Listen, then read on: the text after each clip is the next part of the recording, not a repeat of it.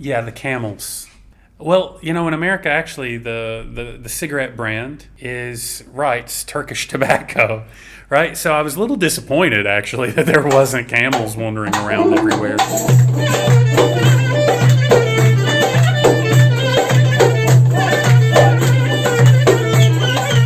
Hey guys, welcome to the first episode of what are we calling this? Turkey Unmasked. Turkey Unmasked. I think we're not sure, but anyway, the idea of this is that we're gonna give you some information on Turkey from a foreigner's perspective. Hopefully, it's informative, it's fun, and it's something that you can take away and find some insight into who this country is, what their people are like, what their culture is about, and you can hopefully, make your own judgment rather than what you see on CNN or BBC. Looking at you, America, always putting out bad news. But what can we do? We're going to try to break down some of that, unveil, no pun intended, what's going on here in Turkey, and give some perspective, insight into how it is and how we survive and how we live here today. I've been in Turkey now almost 5 years, I guess.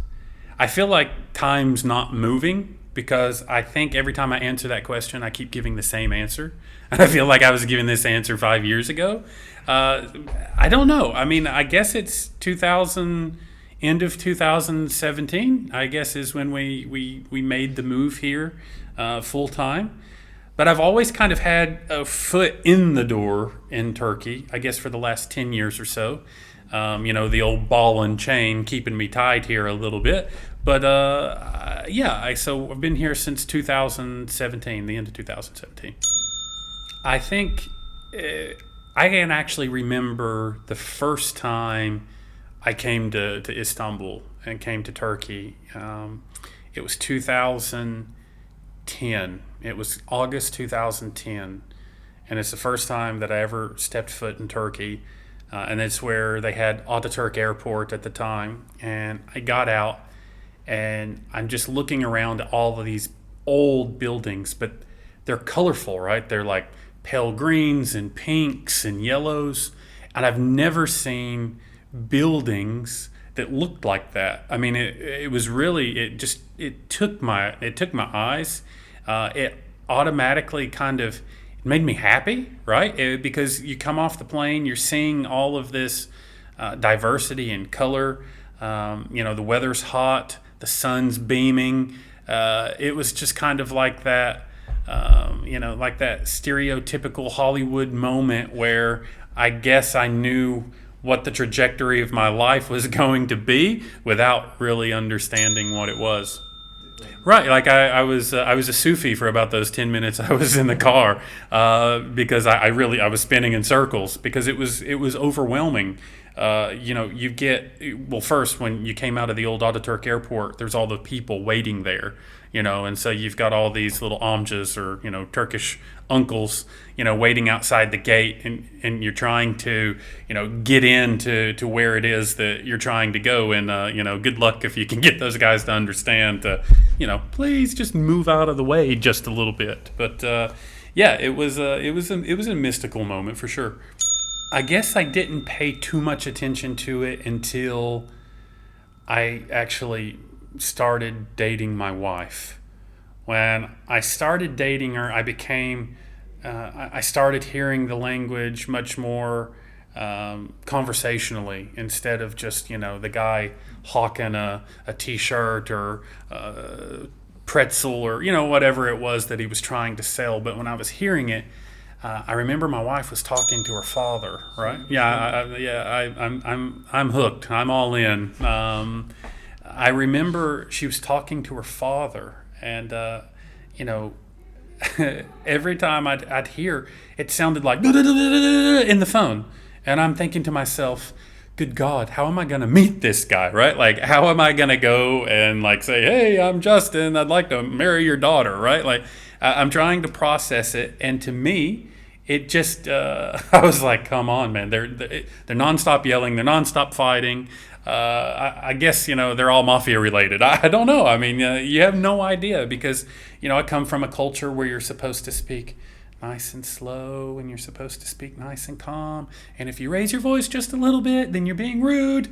And here it was like the normal tone of voice is like way up here, And it was a challenge. It was something that it took me a little while to get used to.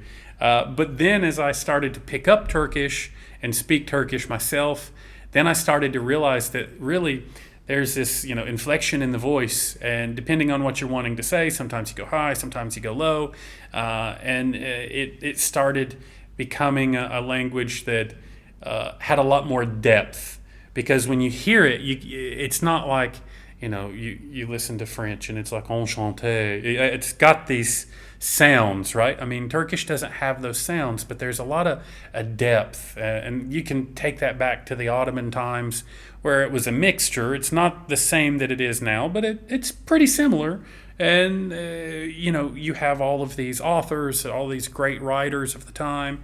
The language is a much more complicated language than what we give it credit for in the West in particular. Yeah, the camels.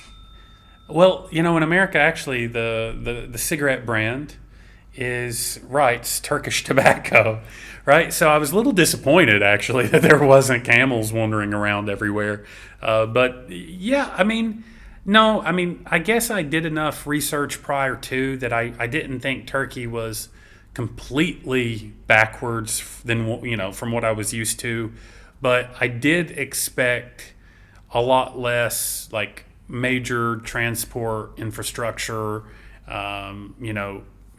Some of the I didn't expect the beauty of the city. I mean, I didn't expect it at all. I was kind of figuring when you see it on TV, to be honest, it kind of looks like they're just a bunch of houses stacked on top of each other, because they always show Beyoğlu or Fatih or these areas, which is the oldest areas in Istanbul, and they're always looking so crowded and kind of run down because they are. But that's what I expected. I expected like Slum City, to be honest. And then when I got here, I was staying in Yeşilköy, which is some of the most expensive real estate in Turkey. And I was just like, wait a minute, this isn't what it was supposed to be. But it was a pleasant surprise, and I think that it's something that, especially over the years, just keeps getting better and better. There's just been so much in terms of investment and infrastructure and things that it's not the same Turkey that I first came to 12 years ago, 13 years ago. It's a completely different place. And if I can remember in my mind now, compared to then, it's hard to make the kind of the familiarities and understand what's similar and what's not. I think it depends on the neighborhood, right? I mean, there's some places that you can go, and it's no different than if we were. Actually, I just came back from Prague. I guess a couple of months ago. Was up for a quick trip. And, there's a lot of similarities. And in Prague, I'm probably going to get slammed for that. But there are a lot of similarities in Prague and Istanbul from the historical point of view. And if you especially go down in Galata and you go down around those regions, now I know most of the architecture in Prague is coming from the Austrian side, but here the Italian architecture, the French architecture in these certain regions, if you closed your eyes, well, I guess you shouldn't close your eyes because then you'd hear Turkish and you're not. But if you, just closed your ears and looked at the landscape and looked at the building and the architecture, you could be very easily in Europe. But I think, obviously, the call to prayer 5 times a day, that's something you don't get. I think there's a lot of people wearing spotted ladies wearing head coverings, men, and kind of like traditional kind of loose pants. Don't forget about the mustache. You've got these things here, but the difference, I think, is for me, the beautiful part about it is because it's intertwined, right? daily life is literally intertwined between this east-west mixture. I mean, not only geographically are we Europe and Asia together, but we're literally culturally. And I think that that's some of the reasons we have some struggles here is because we don't really know which way we're going, right? It's like 1 minute we're going this way, 1 minute we're going that way, 1 minute we're going this way. And so I think like the rest of the world is waking up to like these polar opposites in culture and life. You know, you look at the polarization of the left or the polarization of the right in Europe and America. And I think that Turkey actually has been experiencing this for a long time because it's usually you're this way or you're this way. There's very few people that are kind of, you know, in that middle that's like, you know, this is perfect it's just perfect. Everything's the way that it should be. So that's, to me, probably one of the biggest challenges of life here. But I also think it's one of the most beautiful things because you can literally see a lady, wearing a headscarf, but then sitting with a girl who's wearing a mini skirt, and they have no inkling or any feelings that it's wrong or that's the way that it shouldn't be. It's literally two lives, two friends, interconnected without worry or care about, you know, whatever is being painted in the media or, you know, or not. Yeah, I eat it all. I mean, look at me. We eat it all. The biggest thing that I would probably say is avoid kebabs. I know that's like sacrilegious for a lot of folks, but man, it's not the most important thing in Turkish food. Like if you really want to get a good mix, there's a couple of places here that you can go check out. But, you know, I think that the culture itself is more towards home food, you know? So you need to accept an invitation to go eat if a Turkish family invites you in, or you need to go to these restaurants where they're serving up the same. They've been there since 1850, and they're serving the same thing the same way that they always have. And there are several places like that you can find, and that's what I would recommend. The food itself is deep, though I will say that we're on the top end of the spectrums, like post World War One in Turkey. You know, there's been a big shift because all of a sudden we were this, you know, the secular nation in between where, you know, we were the hub of the spice route and all of this. So we used to have a lot more flavor and a lot of different things going into the food. And since then it's kind of simplified to like garlic, onion, parsley, pulbi bear, red pepper. This is salsa, tomato paste. Like that's kind of become the foundation of what the food is. Still delicious. But I think if you can go to some of these restaurants that offer like really the historic cuisine, you can get a meal that you just can't have anywhere else. Desserts. Okay, you're going to make me test my Turkish here. So my favorite dessert is something called damla sakız muhallebicisi. Damla sakızlı. Damla sakızlı muhallebicisi. Right? Damla sakızlı muhallebi. Yeah, okay. That's what it is.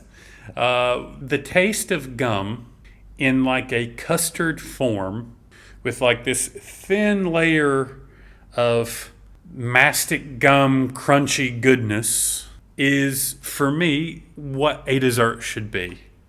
I don't like very, very sweet things. Most people say Turkey, baklava, go eat baklava. Forget baklava. The best thing for me are these custard desserts that, or what's the other one? There's sütlaç is good. Every country's got their own version of rice pudding. Sütlaç is Turkey's, especially with the burnt milk on top. That's amazing. But I will put it in the actual review. Damla sakız muhallebi. Okay? You guys can click on it, look at it, because that's number one for me. And it's not even close. Anything else after that? Turkish ice cream gets a big thumbs up from a lot of folks. Everybody's got their own style. But that's it for me. So I've been in real estate since I came into Turkey. Okay. had some skills that translated over. So I've been in real estate since that time, worked for another agency, good experience. It opened my eyes into the diversity of the market. It opened me up to the diversity of the property market. It was a very interesting time, but it also taught me that I needed to do something on my own. This is, for me, there's just too much opportunity in Turkey for someone who's kind of got that entrepreneurial mindset, right? Like the same real estate company that you can open now, this was 2.5 years ago, but the same business that took $50,000 to open in Turkey would have cost me $300 to $350 in America. So there's a lot more opportunity in that sense. I'd be doing a disservice to sit here and say, if you want to work for someone, Turkey's the best place in the world to come. Okay, we put in long hours in Turkey. Pay's not always tremendous if you're working for someone. I know that. He gets paid much better than industry standard, by the way. And see, now he just ruined it. See, talking about business, like this is the stuff that you have to deal with right here. This is what I mean. Do it on your own. I'll have a new cameraman next episode, but doing business, if you're going to do it on your own, is good, right? Doing business as someone that doesn't have that like go for it mentality, it will be difficult, and I'll tell you why. Okay, I got a phone call, I guess 2 weeks ago. I was in Kalkan on vacation with my wife and kids. We were in the swimming pool, and I got a phone call from X agency. Okay, they were a client that I had dealt with a few years ago, had circled back, and wasn't overwhelmed with the experience that they were currently having. Okay, client reached out. I said, look, plain and simple, these things, anywhere in the world, they can get messy. They get slippery. Make your decision. You know who I am, and you know the experience that you've had for the last couple of months or however long you've been doing it. Don't compare as far as price and fees and structures. Okay, I do everything by Turkish law. I don't charge property management fees, these things. Anyway, I'm getting off track, but the main point of this is I got the phone call, and it rings, and I go, hello, and I get a, what's up, man? And I go, hey, what's up? I know who it is. I know where this is going. And I said, what can I do for you? Well, do you think what you're doing is ethical? And I said, excuse me? Do you think what you're doing is ethical? And I said, it depends on what you would consider ethical, I suppose. I said, if a client's reaching out to me because you weren't able to perform services, how is what I'm doing unethical? Business is business. Life is life. These are two different things. From that point, the next thing I got, you should be very careful, man. I can make things very difficult for you. I could hurt you. You could get hurt. You may not live. Right now at this point, I know that this is just typical, beta type personality, very weak person trying to flex and say that they're doing something. But the fact is that my kids were nearby and they heard it. And so they cried. My wife is next to me. She doesn't know the person. She doesn't know what it's about. She hears it. She panics. So I get to spend, on one of the last days of my vacation, the next few hours trying to de-escalate the situation just within my family, right? Now, this could happen anywhere in the world. But the fact is that here you need to have thick skin, because there's something about the work culture that immediately, I can do this, I can do that, right? I'm not that guy. I'm not going to pound my chest at you and tell you that, I'm stronger than you, I'm bigger than you, I can do this to you. You want to know why? Because the most dangerous thing that I possess, so when you start that, I let this start going. And after some time, this will win. So I kind of am happy that you've got this in the market, that you have this in business life, because you can always overcome that. You can always beat that with using your mind and using your brain. So business life, just like anywhere, can be difficult. It can be challenging. But there's a lot of opportunity and there's a lot of reward here if you're willing to go after it. But I will say that people work here. And when I mean work, I mean a 12, 14-hour day is normal. 16, 17 hours is not out of the question. So if you're, by the way, since he wanted to run his mouth earlier, I'm thinking 16, 17 hours might be a better work day. But, if you're willing to put in the time, business life here can be very fortuitous. Yeah, just not in real estate. Or, no, I would suggest that folks take a look, but understand their market, right? Like, please, I'm begging you. For the last 5 years, I've been listening to folks. I want to open a cafe in Turkey, okay? So does every other Turk that I know, too. For some reason, that's the go-to business model. I'm going to open a cafe. First off, you're going to have 30 people sitting there drinking one cup of tea. You can't turn a table quickly like you can in North America. I mean, when you sit down in America, you eat, they bring the food, you get up, bye-bye. Doesn't happen here. You know that. So research the business model. Visit Turkey. What is Turkey missing? Where are there opportunities for me to fill a gap, especially as a foreigner? You can offer a service. You can offer something that's not readily available. So how can I fill the gap and provide something different? And if you do that, then yes, absolutely, 100% I'll support you and say go for it, because there's a lot of opportunity here. Get yourself an accountant, get yourself an attorney, and move forward. Yeah, I do have kids. I've got 3. Actually, it's Ella, my middle child, so she's the most difficult one. But it's her birthday today, so happy 9th birthday, Ella. I'll be getting out of here soon, making Hussein do all the work, and I'll be home in just a little bit. But so education has its challenges. Plain and simple. Education has its challenges, and I think anyone you speak to, Turk, foreigner, is going to tell you the same thing. You have to subsidize. Now, a lot of the education, and this could be just about anywhere, but so much of the education has to happen at home, right? But there's things that I'm seeing that the government's providing that if you will take advantage of the resources, they are there. Like, for example, it's no mystery that I live in Kemerburgaz.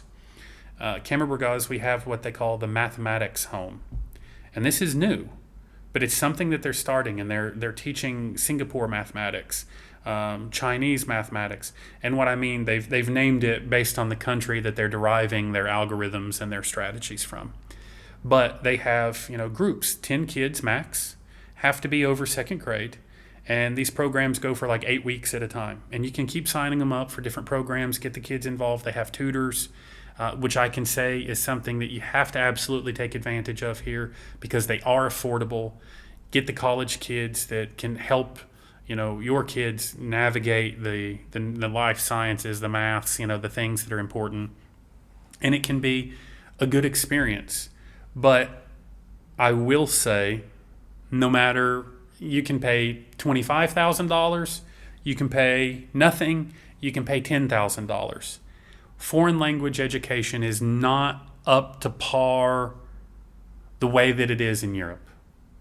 I got a friend, police officer here in Turkey, getting ready to marry a German Turkish lady, but born and raised in Germany, and German, Turkish, English, all full capacity. And that's just going to a government school. This isn't, some additional education. Now, America, I'll admit, we are awful at foreign language teaching, because we've got that mindset. Learn English, right? Like you hear the nightmares of the American tourist overseas wanting to know why everyone doesn't speak English.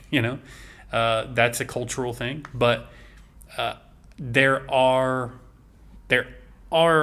schools and opportunities.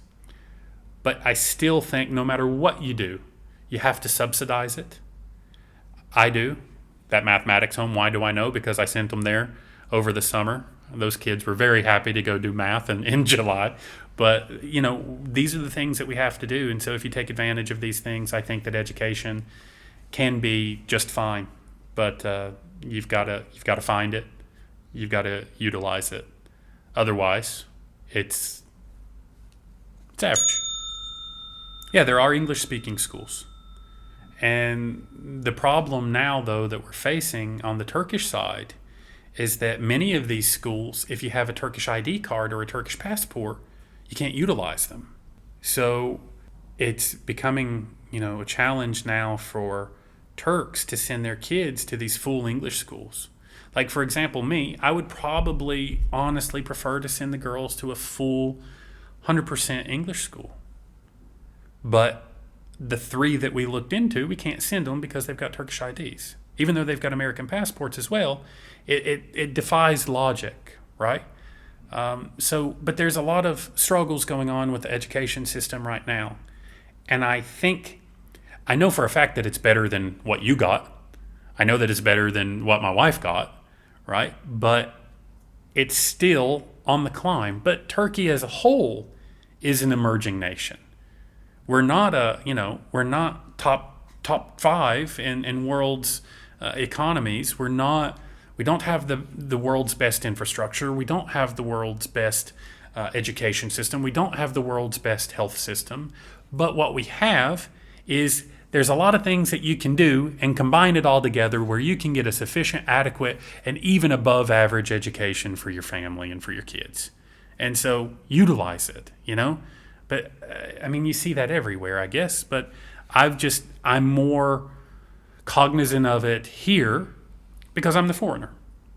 So I'm like in panic mode. What do I do about this? What do I do about that? But then I forget to myself sometimes, and, I'm remembering it as I'm speaking now. My kids are bilingual, fully. So I'm like, well, why isn't she saying cognizant at 9 years old? But the fact is, she's already way ahead of where I was. At 9 years old, I was speaking Tennessee English. Hey, how y'all doing? What y'all gonna do today? Like that was who I was, And I'm thinking to myself, why are my kids not doing better? So everything is possible. Everything's available. Again, use it. I don't think any more than anywhere else in the world. I think what happens here is publicized more.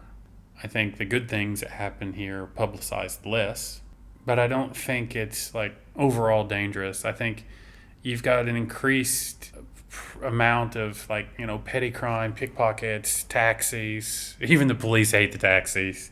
These type of little scams out on the street, in Taksim and these places. So the tourists see it, and then they get this perception, right, that Turkey's this really dangerous place, or it's untrustworthy, or these things happen. But the fact is you have to get outside of those areas to really know what a country's about. If you just go to the tourist areas, of course it's not gonna give you a natural perception of what it really is.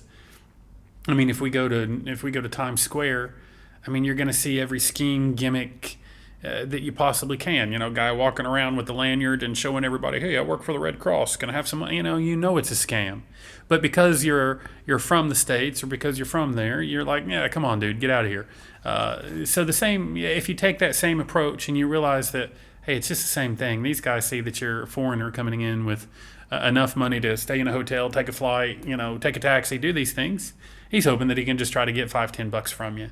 Now, that's not to say that there's not dangerous crime, which there is, but just it's relegated most of it to very particular, unfortunately, low income areas. that you're going to have a hard time finding, first off. And number two, once you start getting that direction, you're not going to want to go into it. I mean, it's pretty clear. I mean, that this is not an area that you want to be. So to answer your question in short, which I already went very long, Turkey's not, to me, no dangerous than anywhere else in the world. Just be smart, pay attention to what's going on around you. Don't go running at 4 o'clock in the morning or 5 o'clock in the morning down a dark alley. I mean, just have a common sense approach to the way things are. I've seen some street violence, but believe it or not, I was there. So my wife lives, she has friends in one of these low income neighborhoods. They were, the friend, her family had owned that property back since like the 70s, so that neighborhood's gone through several different transformations. And, there's just people in life, they just hold on no matter what, and that's their home, and they're not leaving, But we were there probably 2 years ago, and we were just drinking coffee up on the balcony. It's probably 9:30, and look down, and you start hearing all this going on, and then there was two groups. But the scary thing was it was two refugee groups, and it was like 19 on this side, 20 on that side, and literally I'm watching as one guy shaking back and forth the stop sign, and they're pulling people's mirrors off their cars. They're pulling, the stop sign off to try to hit each other with it, and then they busted one of these barber shops, busted the glass on it. Well, then now half the neighborhood's coming out to that because their neighborhood's getting destroyed. And I felt, I was like, this is, I froze. If I could have taken a video of that, I mean, it's something that I've never seen in my life. I've never experienced in my life.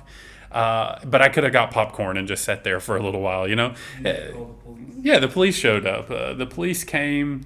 It didn't last long. It all happened so quick. Like I said, I didn't even take a video of it. It all happened probably in 2-3 minutes time before the police showed up, and then everybody ran, in 15 different directions. But it was pretty wild to see. But again, as a foreigner, more than likely, you're not going to be in a neighborhood like that. Like I said, I've got different connections here. Through my wife and through friends that, I'm a little bit more rooted into Turkish life and Turkish culture. So for me, I'm not uncomfortable venturing in. I mean, if you're going to go buy gold or whatever, you're not going to go to the richest neighborhood to go buy gold. You're going to go to the poorest neighborhood to go buy gold because that's where the guys trade. And I'll give you a 2 lira discount on this one per gram. I'll do this. I'll do that. So everyone in Turkey, from top end of society to the low end of society, at some point you're intertwined in those neighborhoods because that's where you have to go to do certain things. 90% of the time, yes. Well, so, I do a lot of different things. So one thing that I never knew about Turkey was like how much people are into like fitness of some sort. Like I would have never imagined it. Like you come into Turkey, there's nothing that screams at you and says fitness or working out, but there's such a large percentage of the population that is constantly involved in some type of physical activity. I mean, you would never expect it because, the guy's like curling iron and smoking a cigarette at the same time. And it's like, they're kind of counterintuitive, but, go for it. Maybe this prolonged, it keeps you around for a couple more years. So I've gotten involved, we've done a couple of videos for my kickboxing coach. I do kickboxing 4 or 5 days a week. I enjoy that. It gets rid of the steam. All that just kind of melts away. So I get involved in sports. Obviously, work keeps us very busy. You've mentioned I've got 3 kids with their extracurricular activities and their needs and their wants. I'm I'm happy with the way things are. We live near the Belgrade forest. We get out, we walk, we do different things up there to enjoy nature, because you need to get out of the city. Disclaimer, we were just rated, I think, the ninth worst city for air quality in the world, I think. So got to get to the forest to get some clean air every now and then. Thankfully, live nearby. So there's a lot of things that you can get involved in. There's historical tours. There's expat meetups. There's just countless things to do. But just like when I was talking about doing things for your kids for school, you got to do the same thing for yourself. I think the first 2 years I sat here and I was thinking to myself, man, I got to leave Turkey. Oh, I'm looking. I'm constantly trying to figure out, when are we going to go back? When are we going to do this? I didn't put Turkey into my mind full time because I was always looking for something else. But the fact is I wasn't looking inside to see if I could find something that made me happy here. And once I started doing things that I could become happy here, then I realized that there's limitless opportunities to constantly be doing something, So I would rate my quality of life as about as high as I could possibly get. Operating a business has its own stressors. Just being alive in 2022, coming out of COVID and, the crisis in Ukraine, Russia, excuse me, these things, you're listening to podcasts in the U.S., I'm watching shows, and, the end of the world is on our doorstep, apparently, Taiwan, the list just goes on and on and on of things that you can sit there and worry about and feel unhappy with. But the only person, and I've learned this over time, and it took me a long time, the only person that can make you happy is you. And you've got everything that you can do to be happy here. So make the best of it and make yourself happy. That's as simple as that. No, I would say that most of this, especially along the coast, I'd rather, like Kalkan, plug for Kalkan. That's my favorite city in Turkey. Now it's a small, sleepy, old fishing village that's embraced tourism, large expat population. But I can say embrace tourism, but that's like boat day tours. That's like to the extent that tourism exists. There's within 20-minute drive, there's like 5 UNESCO sites. Those kind of places, to me, it's like there's just so much to do. The weather, the sea, the historic sites, the food down there is different. That. It's just for me. It's just such an amazing place. Fethiye, I feel the same way, but Fethiye is kind of like the middle ground for me and my wife because she's not she's a city girl. She was born and raised in Istanbul. She doesn't like really isolated places. So me, I'd be perfectly happy sitting in like a little small village somewhere with like 500 people, but she would, probably not so much.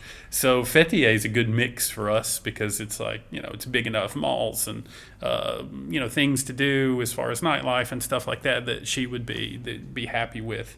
It's not just Istanbul. In fact, if you like the outdoors and if you like history, you can pick up a rock and throw it somewhere in Turkey and hit something that has some type of historic value. You just have to go get it and go look for it. Definitely big plug for getting outside of Istanbul if you get the chance and seeing new things. A Turkish bath. Outside of my own home? Hell no. Definitely not involved. Nope, not for me. That is not nope. No way, no how. Not going to do it. Next question. Okay, no questions, I guess. So this is where I'll put my plug in.